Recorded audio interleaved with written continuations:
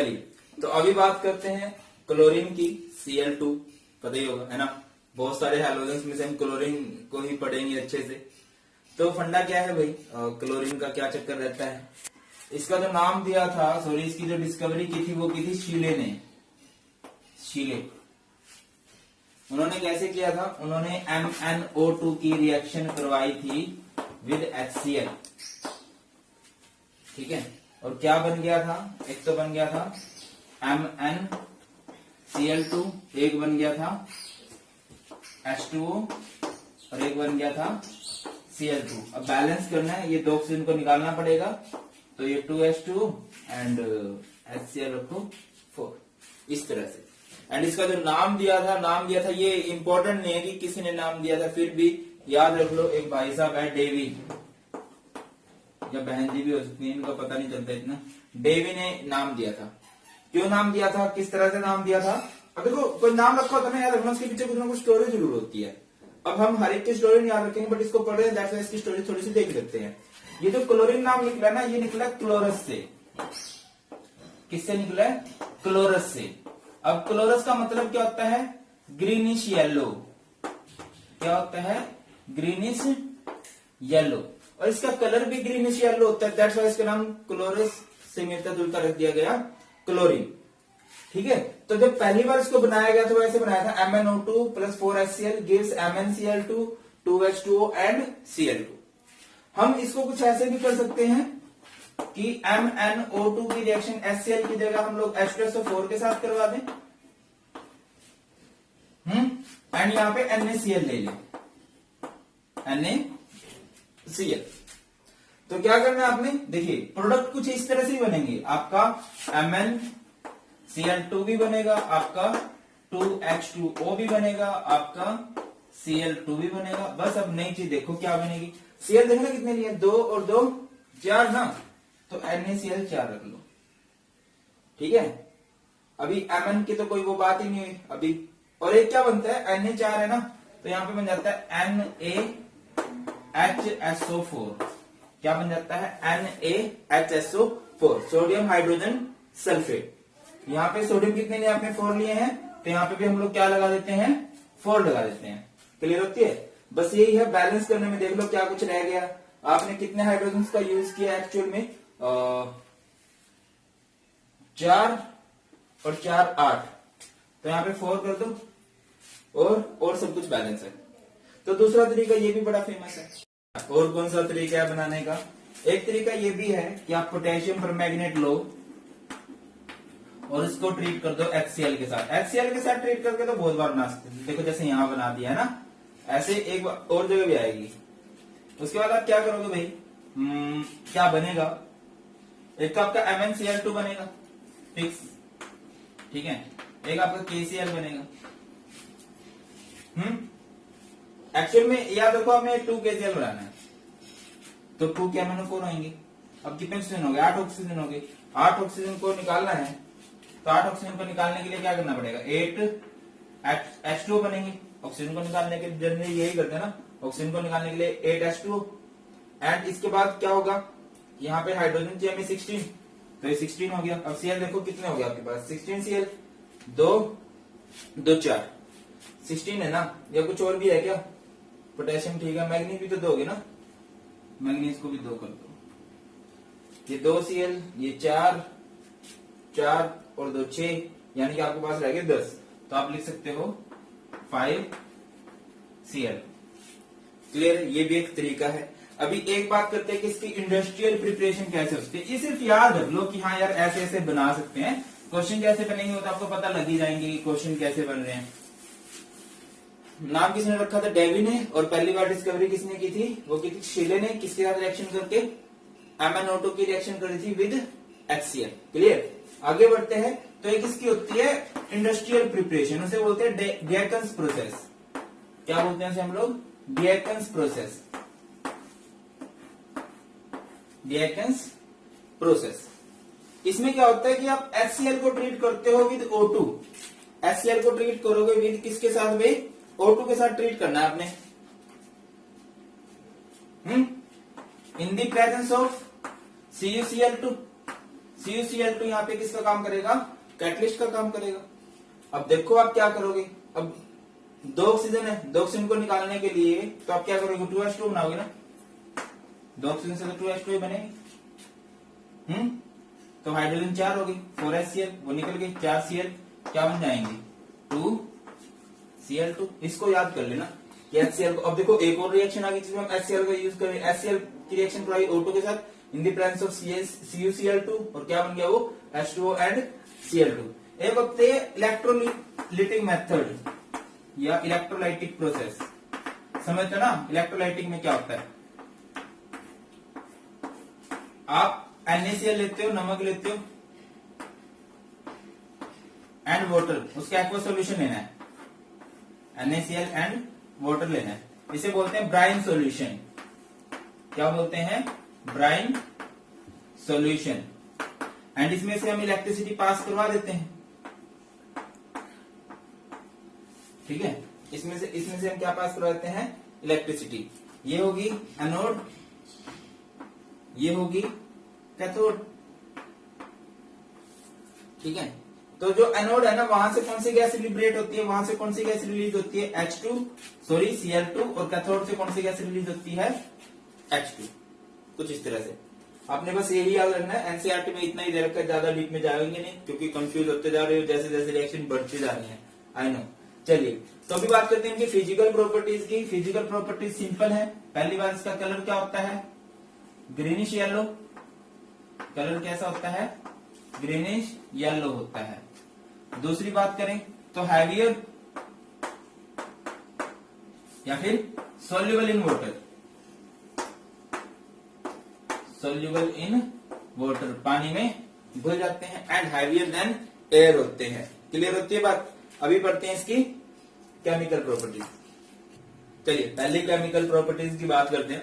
Chemical property की बात करते हैं। फॉर्मेशन ऑफ क्लोराइड, तो ये बहुत सारी मेटल्स के साथ रिएक्शन करती हैं, बहुत सारे नॉन मेटल्स के साथ रिएक्शन करती हैं और क्लोराइड बनाते हैं। लाइक मैं बात करता हूँ Na के साथ जुड़ गई है, ठीक है। Na के साथ जुड़ा Cl, तो ये क्या बन जाएगा, NaCl, ठीक है। अब आपको बताना चाहिए Cl डायटोमिक फॉर्म में एग्जिस्ट करता है।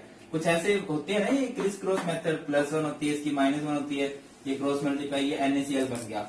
अब ये डायटोमिक है, ये 2, तो ये 2, आपने ये 2 NaCl लिया। आ रही बात समझ में, ऊपर से जाइए मैं क्या करूँ, नहीं आ रही। देखो जैसे दूसरी मेटल है Al, इसकी रिएक्शन आपने कर दी Cl के साथ। Al पे कितना चार्ज होता है, +3, Cl पे कितना चार्ज होता है, -1, क्रिस क्रॉस इधर उधर, तो क्या हो जाएगा, बात करना, क्या हो जाएगा, Al CH3, और क्यों नॉट, -1 इधर, +3 उधर। अभी क्लियर हुआ या नहीं क्लियर हुआ। अब बात यह कि क्लोरीन डायटोमिक फॉर्म में एग्जिस्ट करता है, तो ये ऐसे लेना पड़ेगा आपको, ठीक है। ये डायटोमिक फॉर्म में करता है तो 2 यहाँ पे लगा देना आप लोग। अब बैलेंस करो, ये 2 एल्यूमिनियम लिए 2 और ये 3Cl2। नहीं अभी भी समझ में। जैसे आयरन की बात करें, आयरन की बेस्ट ऑक्सीडेशन स्टेट क्या लगती है आपको, +2 या +3। डीएनएफ लोग करके आ चुके हैं हम, ये तो पता ही होगा। +3 में उसके डी में 5 इलेक्ट्रॉन हो जाते हैं, तो यहाँ पे होता है +3 और इस पे होता है -1। इधर उधर ये क्या बन गया, FeCl3, FeCl3। अब Cl डायटोमिक फॉर्म में एग्जिस्ट करता है तो 2 लगाए यहाँ पे, ये 2 और ये 3। इस तरह से हम लोग बैलेंस कर सकते हैं। अब बात करते हैं नॉन मेटल्स की। नॉन मेटल्स लाइक फास्फोरस है, इसकी रिएक्शन आपने Cl के साथ करी, इसके 3 होती है, इसकी 1 होती है, तो ये बन गया PCl3। अब आपको बताना चाहिए कि ये डायटोमिक फॉर्म, ये टेट्राटोमिक फॉर्म में एग्जिस्ट करता है। फास्फोरस टेट्राटोमिक फॉर्म में एग्जिस्ट करता है, ठीक है। तो क्या होगा, ये बनेगा 4PCl3 और ये कितना हो गया, 4T12 ना, इस तरह से। ऐसे ही नाइट्रोजन की बात कर लें, नाइट्रोजन की रिएक्शन कराई Cl के साथ, तो क्या हो जाएगा, ये 3, ये -1 या 1, ये क्या बन जाएगा, NCl3 ना। अब नाइट्रोजन डायटोमिक फॉर्म में एग्जिस्ट करते हैं, ये भी डायटोमिक फॉर्म में एग्जिस्ट करता है, 2NCl3। इनको याद रखना है, प्रोडक्ट क्या बनेंगे, NaCl आपने सुना भी होगा, AlCl3, FeCl3, PCl3, NCl3। अगर मैं सल्फर के साथ क्लोरीन की रिएक्शन करता हूं तो बनता है H2Cl2, सल्फर क्लोराइड। अब बात यह है कि सल्फर ऑक्टाटोमिक फॉर्म में एग्जिस्ट करता है, ठीक है। तो यहाँ पे कर दो 4 और यहाँ पे भी कितना कर दोगे, 4 कर दोगे। तो ये है सिंपल क्लोराइड। क्लियर है? क्लोराइड बनाने का मतलब समझते हो ना कि यहाँ पे क्लोरीन ज्यादा इलेक्ट्रोनेगेटिव है।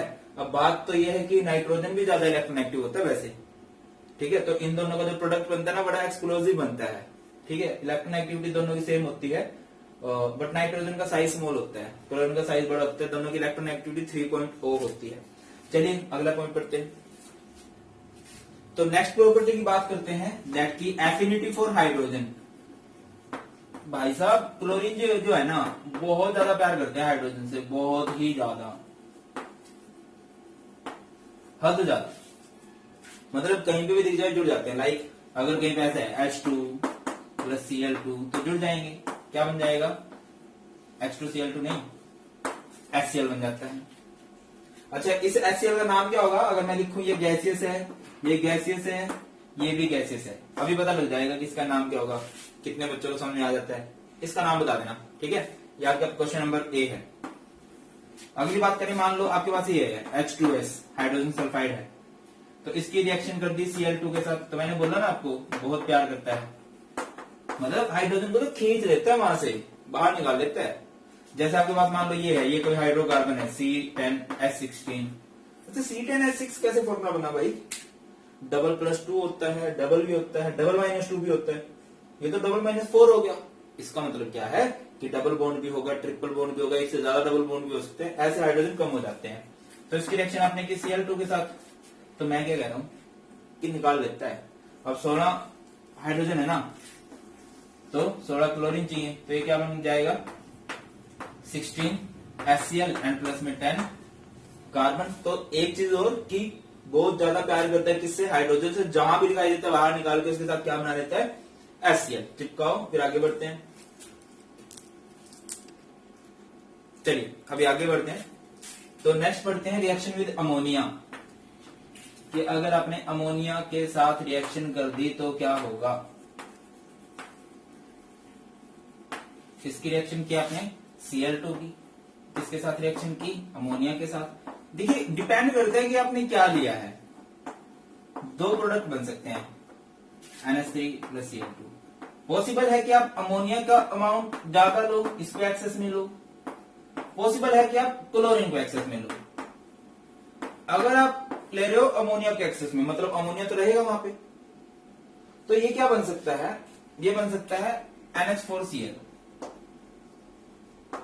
अमोनियम क्लोराइड, यहां पे ये बन जाएगा, ठीक है। और अगर आप यहां पे इसको ऐसे करते हो, इसको कम रखते हो, इसको एक्सेस में रखते हो, तब ज्यादा क्या जुड़ेगा? यहाँ पे जुड़ जाएगा NCl3 प्लस में HCl। अब बैलेंस कर लो। बैलेंस कैसे होगा? इसको 3 कर दो, ठीक है। अब ये कैसे बैलेंस होगा? ये तो हो ही नहीं रहा किसी भी तरह से, यह हो रहा है। इसमें आपने जो मेन याद रखना है, इसमें क्या क्या प्रोडक्ट बनेंगे, ये आपने रखना है 8 और ये आपने रखना है 3, ठीक है। तो अभी क्या बन जाएगा?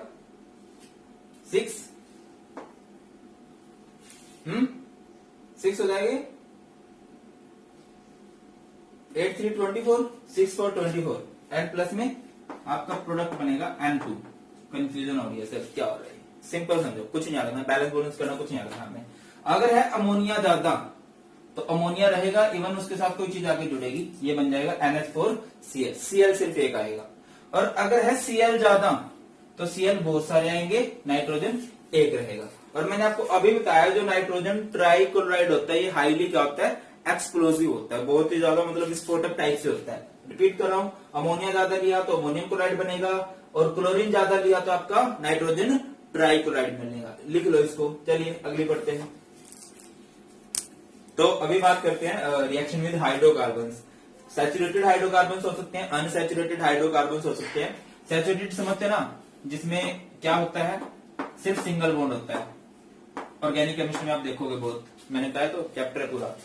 तो आपने मान लो इसकी रिएक्शन करा दी with Cl2 in the presence of HNO, sunlight की प्रेजेंस में रिएक्शन होती है। तो क्या होगा? ये Cl जाएगा यहाँ पे, ये बन गया C, ये H, ये H, ये H, यहाँ पे जुड़ा Cl एंड प्लस में बन गया HCl, CH3Cl, क्लोरोमीथेन इसे बोलते हैं।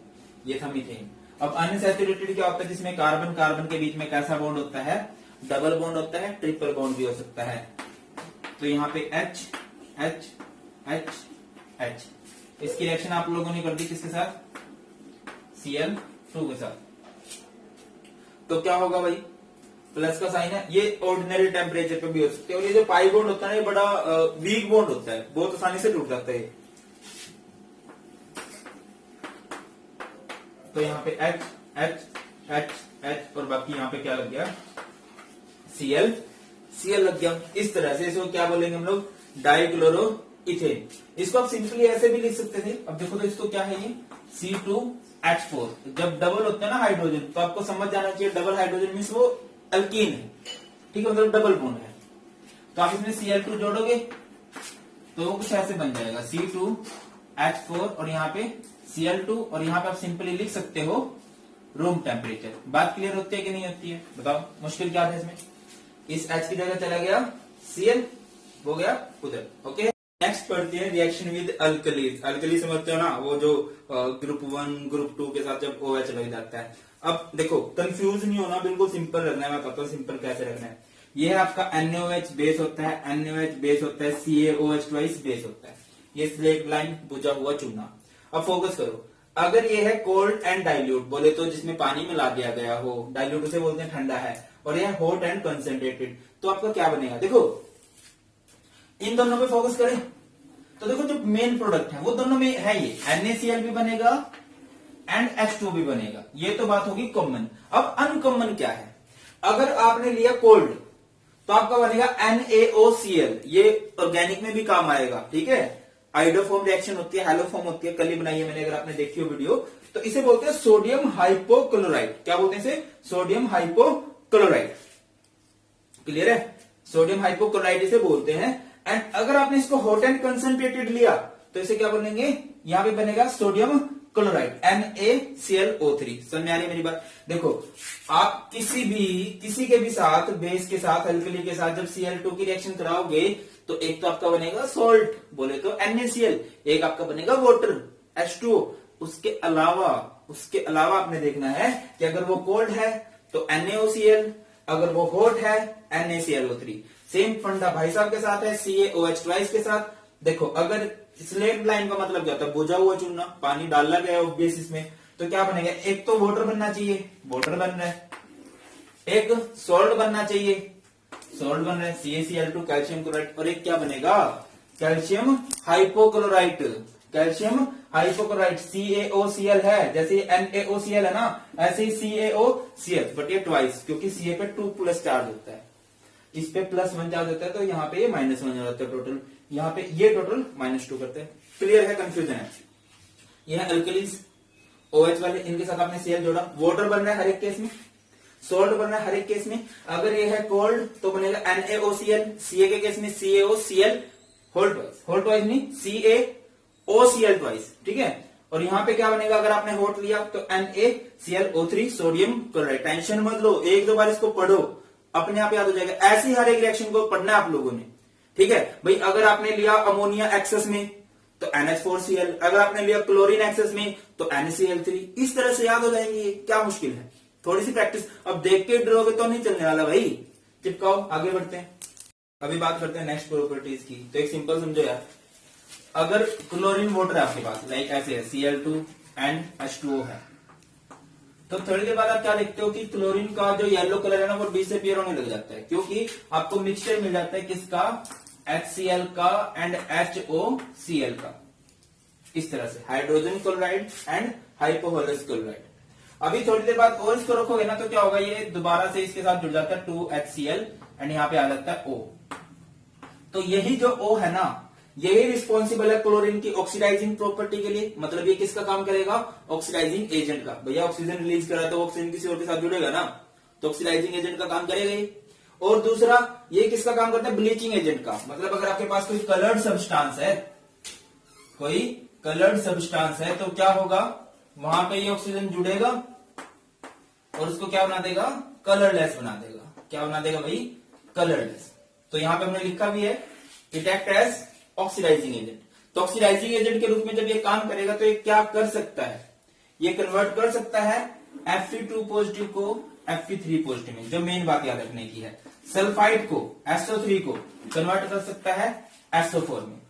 कन्वर्ट कर सकता है I2 को आयोडेट में। आयोडेट का फॉर्मूला होता है IO3 नेगेटिव, एंड SO2 को, सल्फर डाइऑक्साइड को सल्फर ट्राइऑक्साइड में। अब देखिए रिएक्शन, आपके पास यहाँ पे FeSO4 है, फेरस सल्फेट है, आपने इसमें डाला क्लोरीन विद सल्फ्यूरिक एसिड, तो एक इसमें बन गया फेरिक सल्फेट में कन्वर्ट हो गया, N प्लस में 2HCl। अच्छा एक चीज और देखो, जो मेन बात आपने याद रखनी है, हर जगह पे जब भी आप क्लोरीन की रिएक्शन कराओगे तो क्या जरूर मिलेगा, HCl जरूर मिलेगा। रिएक्शन को याद करने का सिंपल फंडा ये है, ठीक है। अब पहले केस में आपने सल्फ्यूरिक एसिड डाला जब आप फेरस से फेरिक बना रहे हो, बाकी सब केस में एक तो वो जिसको आप कन्वर्ट करोगे क्लोरीन एंड वाटर ले रहे हो, तो आपको प्योर वो प्रोडक्ट नहीं मिलेगा, आपको एसिड की फॉर्म में मिलेगा। मेरी बात समझना, जैसे I2 है, कंफ्यूज मत होना, I2 है, आपने इसमें क्लोरीन डाला एंड वाटर डाला, तो आपको आयोडेट मिलना चाहिए था। आयोडेट का फॉर्मूला होता है IO3 नेगेटिव, बट आपको क्या मिला, HiO3 आयोडिक एसिड। क्या मिला, आयोडिक एसिड। ऐसा क्यों हुआ, क्योंकि यहां पे वाटर है। इसी तरह से SO2 है, Cl2 है एंड वाटर डाला, तो ये SO3 होना चाहिए था, बट SO3 के साथ वाटर जुड़ा हुआ है, वाटर वहां पे जुड़ा हुआ है, और ये क्या बना, सल्फ्यूरिक एसिड। अगर यहाँ पे वाटर ना लेते हम तब देखते, देखो अब क्लोरीन के लिए वाटर लेना भी जरूरी है। क्यों जरूरी है भाई, क्योंकि तभी तो ऑक्सीडाइजिंग एजेंट का काम करेगा, अदरवाइज तो नहीं करेगा।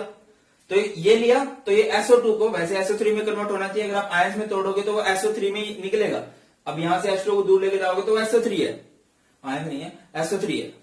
यहां से जब आप H को दूर लेके जाओगे तो ये IO3 नेगेटिव ही है। मेन बात आपने याद रखनी है कि Fe2 पॉजिटिव से Fe3 पॉजिटिव, सल्फाइड से सल्फेट, I2 से आयोडेट एंड SO2 से SO3 बनता है। ये है सोडियम सल्फाइड और ये क्या बन गया, सोडियम सल्फेट बन गया। बस यही है। चलिए तो अभी बात करते हैं इसके यूजेज की, कहां कहां पे इसका यूज किया जा सकता है। सबसे ज्यादा जो इसका यूज किया जाता है, it is use for bleaching wood pulp, cotton, textiles. ठीक है, ब्लीचिंग के लिए यूज किया जाता है वुड पल्प की, कॉटन हो गया, टेक्सटाइल्स हो गया। नेक्स्ट बात करें, it is use in extraction of gold and platinum, वैसे एक्सट्रैक्शन वाली यूनिट अभी पढ़नी है हमने। Next, in the manufacture of CCl4, CaCl3, इसे बोलते हैं क्लोरोफॉर्म नहीं बोलते, carbon tetrachloride, chloroform, DDT, freons. Freons क्या होते हैं, जो रेफ्रिजरेंट्स होते हैं, फ्रियोन 1, 2, क्लोरोफ्लोरोकार्बन जो मैंने आपको बताया था, जो कि रिस्पॉन्सिबल है ओजोन के डिप्लेशन के लिए। अगली बात करें तो इन फर्टिलाइजिंग ऑफ वाटर, वाटर को प्योरीफाई करने में भी इसका यूज किया जाता है। इवन क्या होता है, गांव में जैसे पानी आता है तो कई बार कड़वा पानी आ जाता है, मतलब उसमें क्या हो गया होता है, क्लोरीन मिला दी गई होती है। आगे बढ़ते हैं, in the manufacture of poisonous gases, बहुत सी पॉइजनस गैसेस, कौन कौन सी, इससे रिलेटेड क्वेश्चन बन सकता है। कौन सी पॉइजनस गैसेस, लाइक फोस्गिन हो गया, फोस्गिन का फॉर्मूला क्या होता है, COCl2। टीयर गैस हो गया, CCl3NO2। Mustard gas, mustard gas है, कैसे है, सल्फर CH2 इस तरफ भी CH2 और यहाँ पे जुड़े हुए हैं Cl, इसे कहते हैं मस्टर्ड गैस। क्लियर हुआ। ज्यादा यूज कहाँ पे, ब्लीचिंग एजेंट के रूप में होता है। इसके बाद कई सारे organic compound like chloroform, carbon tetrachloride, DDT क्या होता है, एक फेमस इंसेक्टिसाइड, वाटर की प्योरिफिकेशन के लिए यूज किया जाता है। बहुत सी पॉइजनस गैसेस भी बनती हैं इसी से, यही है इसके यूजेज।